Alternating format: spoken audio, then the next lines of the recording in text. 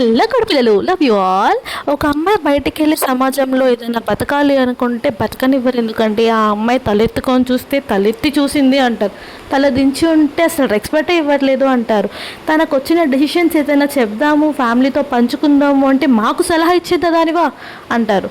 ఏది మాట్లాడకుండా సైలెంట్గా మూగెద్దులాగా ఉంటే దీనికి ఏం చేత కాదు, ఇది బండరాయి మొద్దు బతికి వేస్ట్ అంటారు. అదే అమ్మాయి ఫ్యామిలీ ప్రాబ్లమ్స్ని అర్థం చేసుకొని, సిచ్యువేషన్స్ అర్థం చేసుకొని తన కాళ్ళపైన నించుందామని ఒక స్టెప్ ముందుకేసి తను జాబ్ చేస్తే బలి తెగించింది, తిరుగుతుంది, ఎవరితో పోతుందో అని మాట్లాడతారు. ఇంట్లోనే ఉంటే ఇది రూపాయికి దండగా, ఇది దేనికి పనికిరాదు, మేము తిండి పెడితే కానీ దీనికి బతుకులేదు అని చెప్పేసి మాట్లాడతారు.